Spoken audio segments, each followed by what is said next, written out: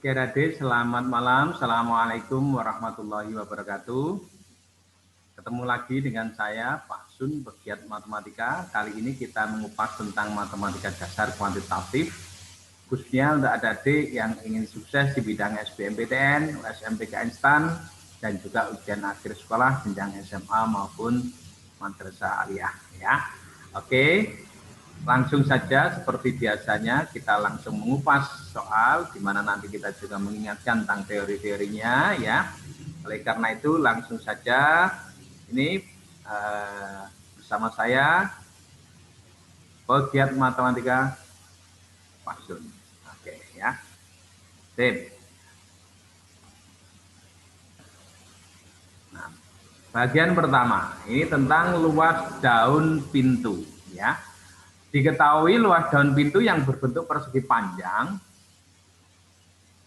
di mana luasnya itu 8 meter persegi. Nah, ini luasnya 8 meter persegi. Ini saya ini highlight dulu. Ini highlight. Ya sudah ya. Tadi sudah. Nah, ini luasnya 8 meter.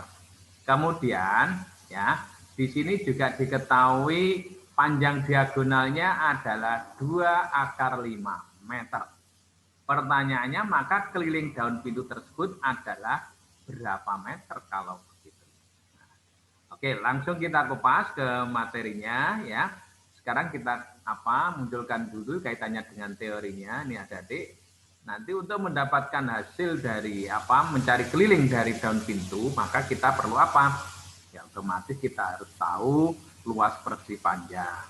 Kemudian karena ini diagonal, berarti kita juga harus tahu tentang Pitagoras. Setelah itu disubstitusikan, maka akan ketemu hasilnya. Oke ya. Oke, langsung kita kupas di sini.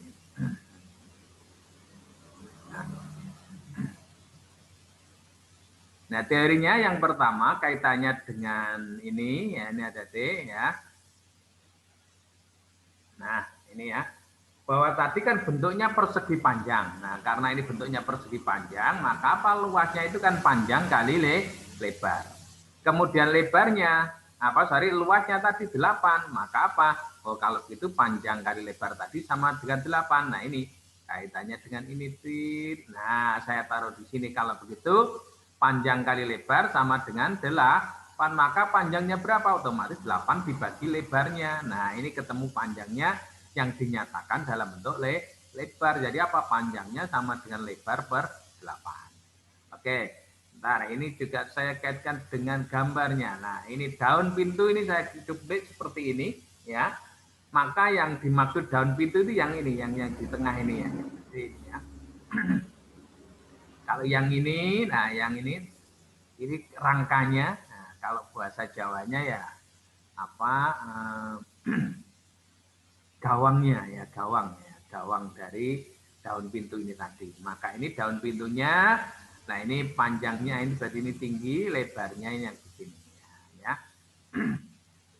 Kemudian yang kedua ya, diketahui panjang diagonalnya adalah 2/5. Nah, yang diagonal itu yang mana? Nah, berarti yang diagonal di sini adalah yang ini. Kalau ini saya buat garis yang agak ini ya, alon-alon naik, daerahnya yang ini. Nah, ini agak lumayan lurus. Nah ya, maka ini adalah panjang diagonal dari daun pintu tadi. Ya. Nah, kalau ini adalah P ya, dari ini adalah L lebarnya, ya. Ini panjangnya, ini lebarnya. Maka kita dapatkan apa? Karena di sini adalah tegak lurus, maka berlaku rumus Pitagoras bahwa panjang kuadrat ditambah lebar kuadrat sama dengan, nah ini tadi panjang diagonalnya kan 2/5, langsung aja 2/5 kuadrat. Lah 2/5 kuadrat itu berapa? Nah, berarti kalau ini 2 kuadrat 4, akar 5 kuadrat itu 5, berarti 4 kali 5 jamnya adalah 20, maka didapatkanlah pernyataan seperti ini. Yaitu bahwa P kuadrat ditambah L kuadrat sama dengan 20. Oke ya. Oke, lanjut. Nah, kemudian dari hasil tadi ini ada D, maka Nah, kita substitusikan ya, bahwa panjangnya tadi kan 8/5. L, gitu kan ya. Nah, ini kan 8 per L. Kita masukkan, kita gantikan di sini. Nah, kita gantikan di sini. Maka apa? P kita ganti dengan 8 per R kuadrat ditambah L kuadrat ini ya, sama dengan 20. Harapannya apa? Bisa dalam satu variabel, yaitu variabel L. Nah, L itu apa? Lebar dari daun pintu. Oke. Nah, setelah itu tinggal hitung-hitungannya aja. Kalau ini 8 per L kuadrat kan berarti dari 64 per L kuadrat. Ini L pangkat 2. Nah, ini kalau kita samakan penyebutnya dengan apa? L kuadrat, maka apa? Ini jadi L kuadrat per apa? Yang pembilangnya itu jadi L pangkat 4. Ini sama dengan 20. Maka dampak selanjutnya, maka ini karena sudah per L kuadrat, kita sekali silang ke sini, kita dapatkan apa? Ya, ini dapatnya adalah L pangkat 4, 64-nya kita kira ke sini. Nah, ini L kuadrat kali 20, jamnya 20 L kuadrat. Jadi dikalikan silang ke sini. Nah, maka jadilah kayak seperti ini. Nah, maka apa? Kalau kita geser ke kiri, jadinya L pangkat 4 min. Nah, ini karena di sebelah apa di ruas kanan ada 20 L kuadrat, kita geser ke kiri jadi negatif 20 L kuadrat ditambah 64 sama dengan 0. Nah, kemudian tinggal pemfaktoran. Ini kan bisa difaktorkan dalam bentuk apa? Yang persamaan kuadrat dalam L kuadrat. Nah, ini apa? Jadinya gini, L kuadrat min 16 kali L kuadrat min 4. Nah, ini kalau kamu kalikan, ini kali ini jamnya ini. Ya. Kemudian ini kali ini min 4L kuadrat ditambah negatif 16 L kuadrat sama dengan negatif 20L kuadrat. Maka tinggal min 16 kali min 4, jamnya adalah positif 64. Maka didapatkanlah apa? L kuadrat min 16 sama dengan 0, maka diperoleh ini. Nah, ini untuk kelas 12 saya yakin harus sudah bisa ini yang sudah seperti ini. L kuadrat sama dengan 4.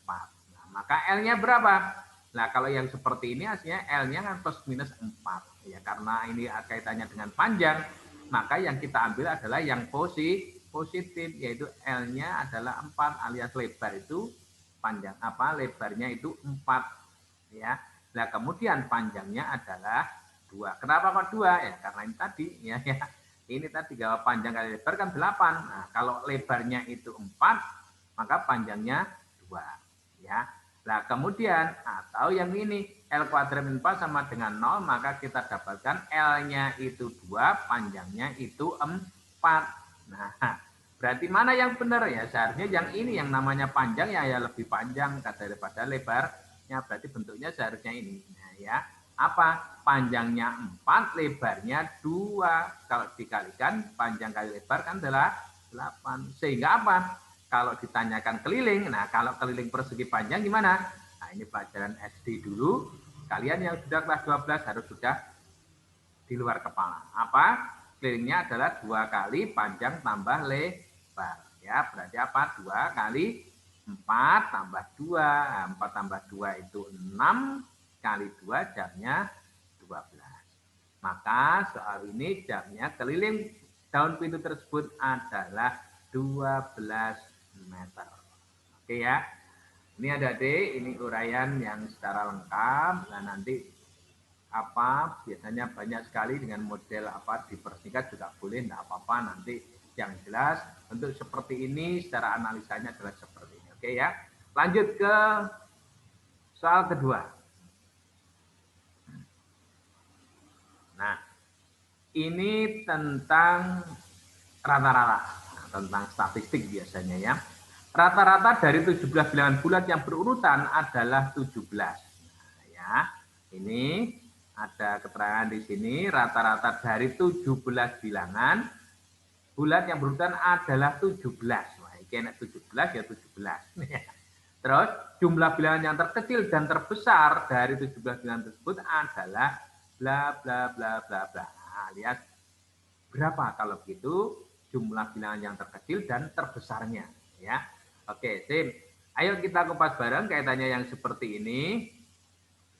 Ya.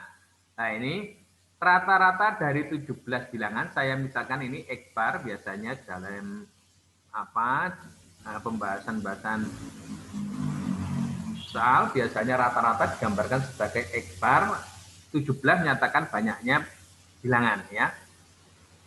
Jadi kalau ada rata-rata dari 17 bilangan, nah dalam konteks soal ini adalah rata-ratanya 17, berarti ini sama dengan 17.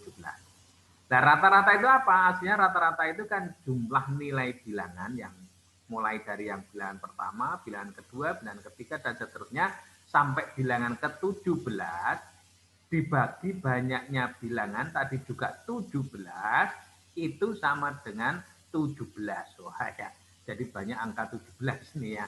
Jadi X1, X2 dan sampai dengan X ke-17 harusnya di sini per 17 jamnya juga 17.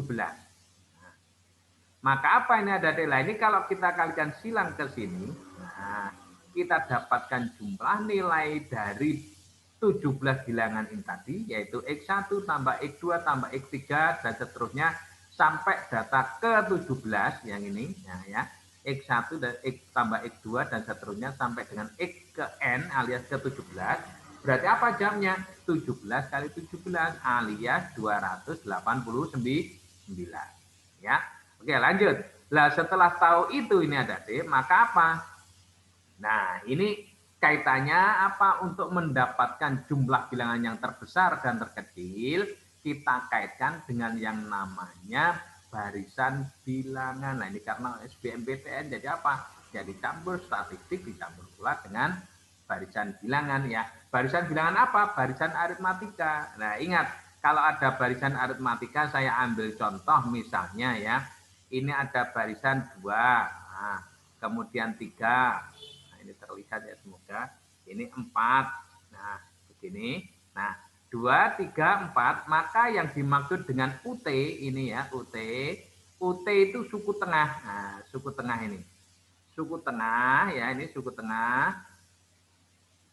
Ya, bahwa jumlah dari 3 bilangan ini itu sama dengan N kali UT. N itu apa? Banyaknya suku ini ada berapa? 1, 2, 3. Terus dikalikan suku tengahnya berapa? 3. Berarti apa? Kalau begitu jumlah dari 3 bilangan ini adalah 3 kali 3 alias 9. Benar enggak? Kita cek. 2 tambah 3, 5. 5 tambah 4, 9. Ya. Nah ini mengingatkan saja, ini ada biasanya SN sama dengan apa? N per 2 terus kalikan 2A plus N-1 kali B juga boleh. Namun ini karena kaitannya dalam konteks soal ini, nah, kita untuk mendapatkan jumlah nilai bilangan yang pertama dengan yang terakhir, kita gunakan suku tengah ini. Yaitu apa? SN sama dengan N kali UT, di mana ini adalah merupakan jumlah dari N yang pertama dari barisan aritmatika. Nah, ini barisan aritmatika. Oke. Yes. Nah, kalau begitu ini ada adik, kita tadi sudah mendapatkan jumlah 17 bilangan tadi adalah 289. Nah, ya, 289. Maka apa? Ini kalau begitu X17 itu berarti 289. Nah, kalau sudah begitu, ini kita kaitkan ini dengan ini. Loh, nek ngono piye? Kalau begitu, ini N-nya kan sebanyak 17 bilangan, 17. Nah, UT kita cari suku tengahnya, yaitu apa? Kalau begitu 17 kali UT sama dengan 289. Maka suku tengahnya berapa? 289 bagi 17. Oh, ketemu lagi suku tengahnya juga 17. Gitu kan. Nah, kalau begitu pertanyaannya adalah pertanyaannya tadi adalah jumlah bilangan yang terkecil dan terbesarnya. Dan terkecil dan terbesarnya. Maka apa? UT, suku tengah, itu aslinya apa? Suku pertama ditambah suku terakhir dibagi 2.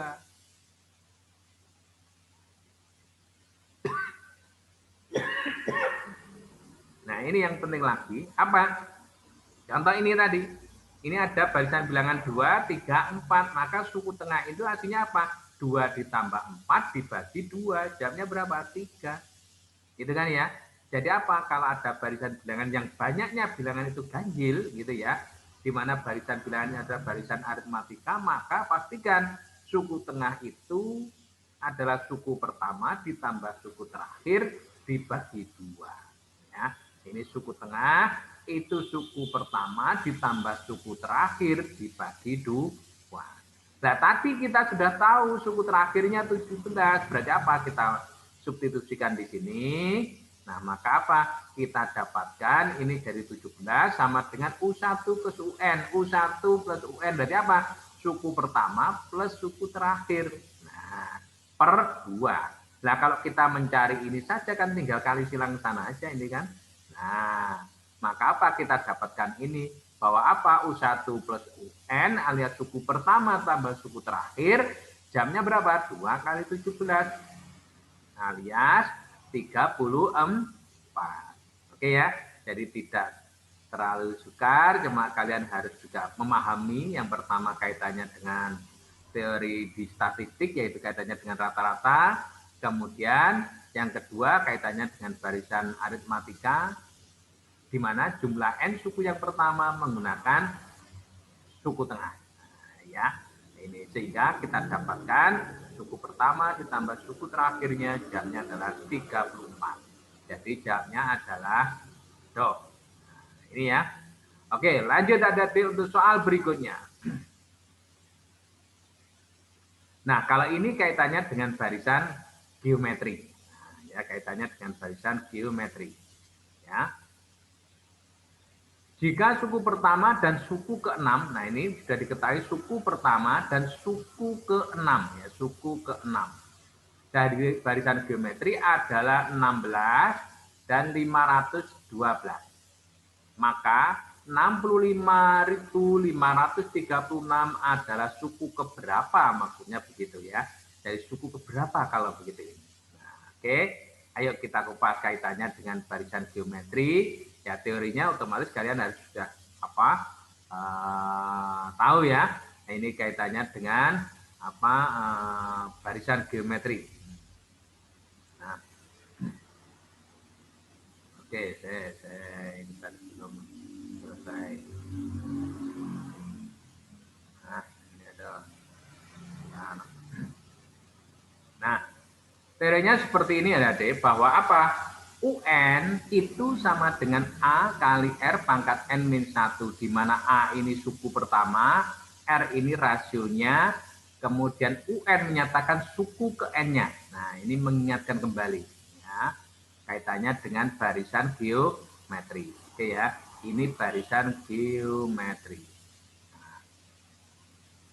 Nah, barisan geometri. Nah, kemudian di situ tadi diketahui suku pertama. Berarti suku pertama itu apa? A. A-nya berapa? 16. Nah, ini sudah kita tulis bahwa suku pertamanya 16. Kemudian diketahui juga suku ke-6. Berarti apa? U6. U6-nya adalah 512. Maknanya apa? U6 itu berarti A kali R pangkat 6 dikurangi 1. Jadi sama dengan 512. Ini pernyataannya. Nah ya, kalau sudah tahu ini maka apa, kita substitusikan yang ada. A-nya berapa? 16, kita masukkan di sini. IR pangkat 6 kurangi 1 kan 5, sama dengan 512. Maka R pangkat 5 ketemunya apa ya? 512 dibagi ini, kan tinggal kali silang ke bawah kita aja ya. Maka kita dapatkan R pangkat 5 jamnya apa? 512 per 16. 512 itu adalah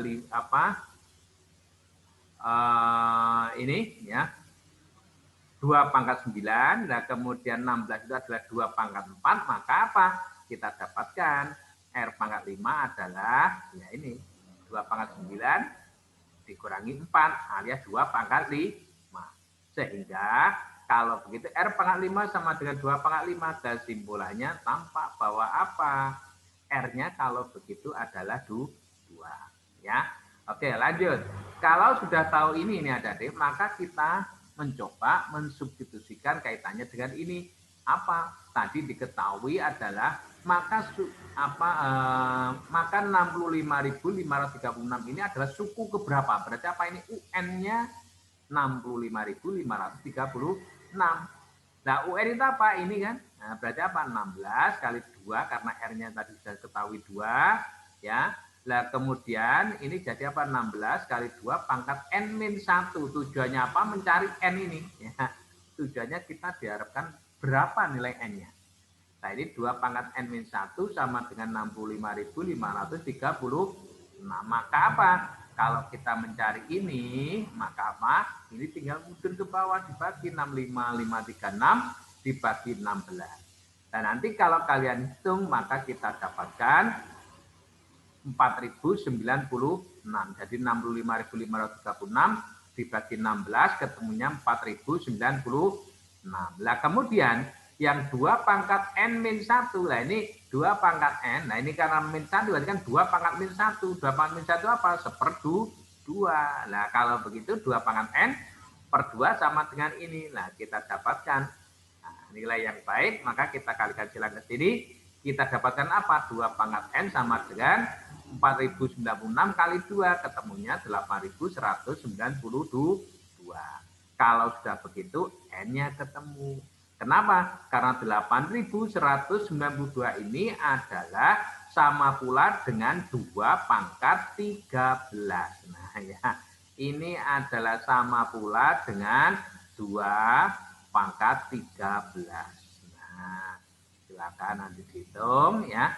Maka apa? Kalau begitu ini 2 pangkat N sama dengan 2 pangkat 13. Kalau bilangan pokoknya sudah sama, maka jamnya adalah N-nya ketemu, yaitu berapa? 13. Gitu ya. Maka jamnya adalah yang B. Oke, sim. Lanjut ke soal berikutnya. Ini ada D. Nah, nanti kalau misalnya ada pertanyaan, bisa kalian sambungkan via nomor yang ada di deskripsi. Oke ya. Sip. Lanjut ke soal berikutnya. Nah, ini tentang logaritma. Ya, tentang logaritma. Kalau ini biasanya di ujian nasional juga sering muncul. Di SBMPTN, matematika dasar dan kuantitatif biasanya juga hampir setiap tahun selalu ada. Gitu ya. Nah, ini diketahui jika 2 log 7 sama dengan A dan 7 log 3 sama dengan B, maka 12 log 49 sama dengan berapa? Nah, ya. Nah, ini kita ingatkan dulu teorinya. Nah, teorinya. Ya. Iya, kok mesti ini ya. Nah, ini ya.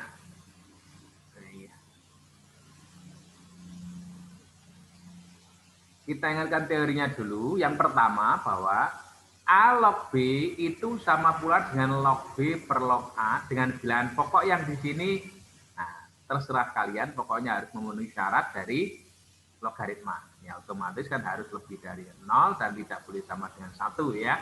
Nah, ini bisa diisi N boleh ya, bisa diisi 7, 6, 5 atau berapa boleh terserah gitu ya. Nah, ini jadi apa? A log B sama dengan log B per log A dengan bilangan pokok ini. Nah, ini ya.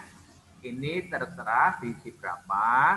Nah, itu tergantung dari sesuai dengan persyaratan dari logaritma bahwa bilangan yang di sini alias kalau biasanya dalam pakai simbol A ya, maka A-nya di sini harus positif, harus lebih dari 0 dan tidak boleh sama dengan 1 ya.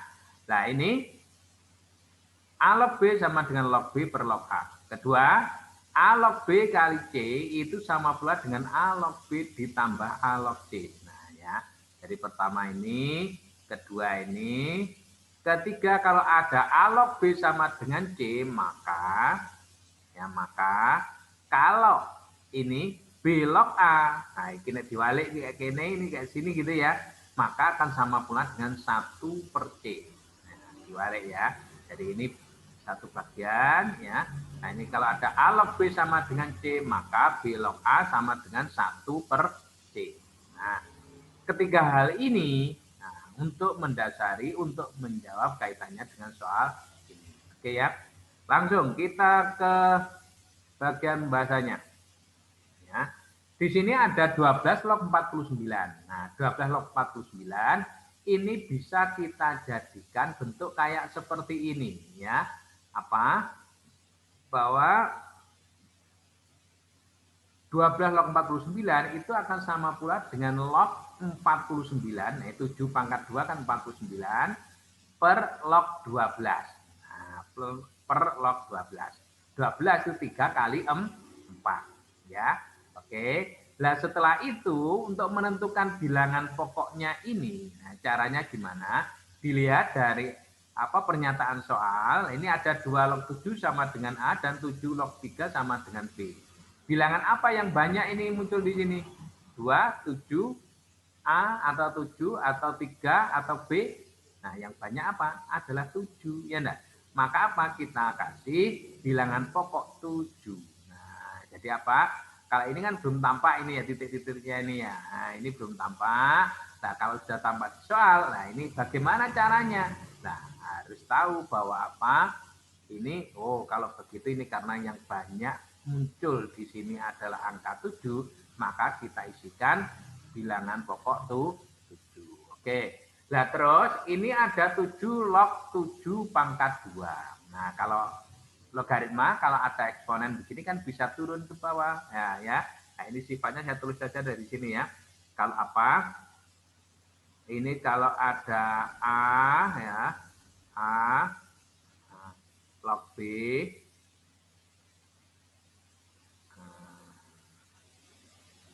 ya, log B pangkat N ya. Maka apa?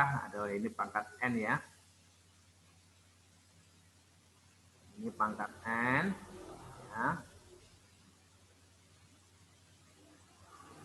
Nah, maka ini akan sama dengan apa?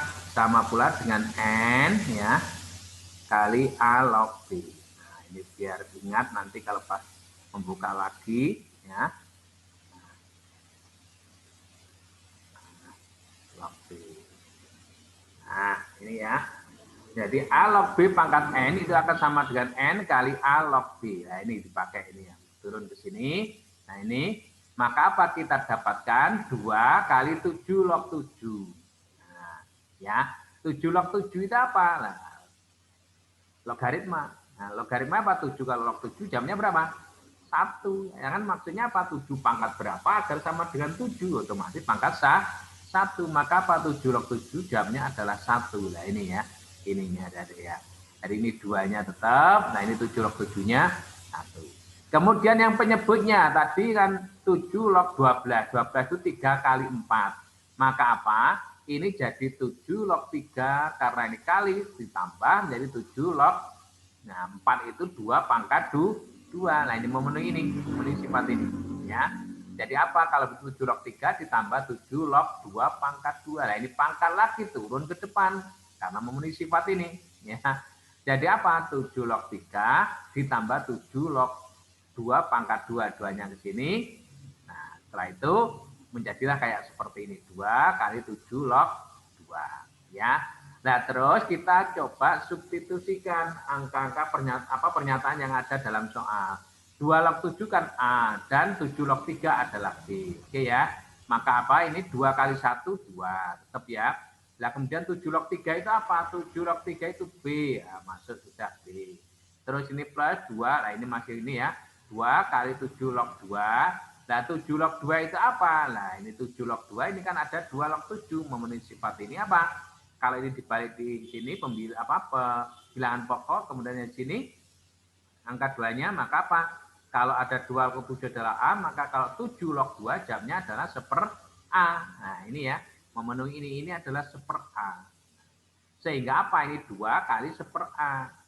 Nah, setelah itu ini ya 2, ini tadi B masuk plus 2 kali 1/A. Nah, 2 1/A berarti apa? Oh, kita samakan dulu penyebutnya. Yang pada penyebut ini kita samakan dulu penyebutnya gitu ya. Nah, ini apa? Ini jadi penyebut A, ini 2/A. Nah, terus ini B. Jadi penyebut A jadi A kali B. Nah, kalau sudah begitu, ini A-nya naik ke atas, jadi apa? 2A per A kali B plus 2. Maka apa? 12 log 49, jamnya adalah seperti ini. Ada enggak? Kita lihat. 2A per AB plus 2. Nah, ini ya. Betul? Ada yang lain sama? Enggak ada ya. Berarti jamnya adalah A. Oke. Terus selanjutnya ini ada adik ya, terus berusaha terus berikhtiar menuju puncak prestasi. Gitu ya. Intinya seperti itu.